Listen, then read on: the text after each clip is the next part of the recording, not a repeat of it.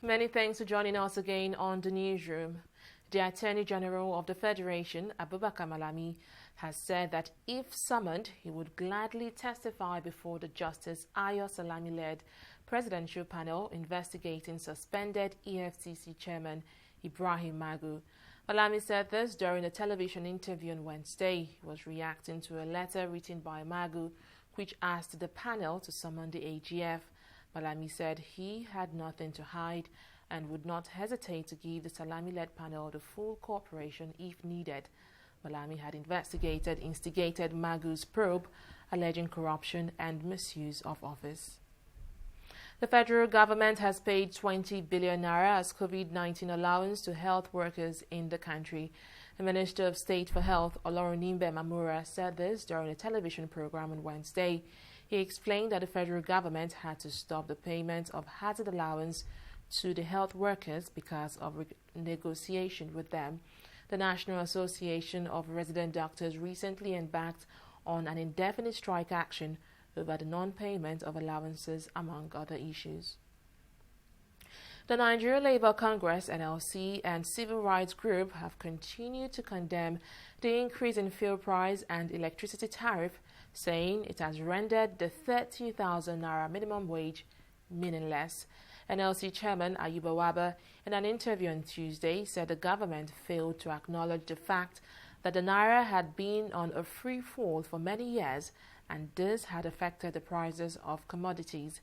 The federal government last week increased the ex-depot cost of fuel, while marketers on the other part adjusted the pump prices to between 158 naira to 162 naira per litre.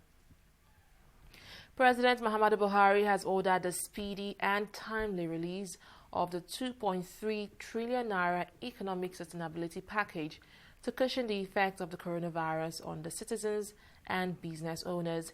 He directed the central banker and the finance minister to ensure that necessary action is taken on the stimulus package and the funds for capital projects in the 2020 budget.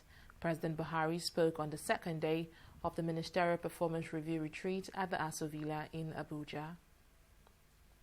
The Federation Accounts Allocation Committee says it shared 3.879 trillion naira to the federal, states and local government areas and other statutory recipients in the first half of 2020.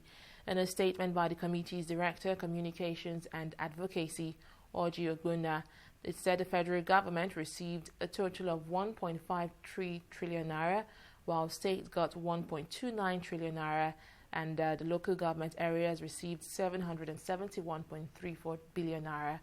Given a further breakdown, Orji said the 1.53 trillion naira received by the federal government in the first half was 4.28% lower than the 1.599 trillion received during the same period in 2019, while the allocation to state was 2.8% lower than the 1.35 trillion disbursed in the first half of 2019. Thousands of migrants are in need of emergency shelter after fires tore through Greece's largest refugee camp on the island of Lesbos. The blaze broke out after midnight in more than 3 places at the overcrowded Moria camp. Now, there are no reports of injuries and the cause of the blazes remains unclear. However, local reports claim the fires were started deliberately as a protest against lockdown measures recently imposed in the camp. The German Foreign Ministry called the blaze a humanitarian disaster and tweeted about the distribution of refugees among EU countries willing to accept admission.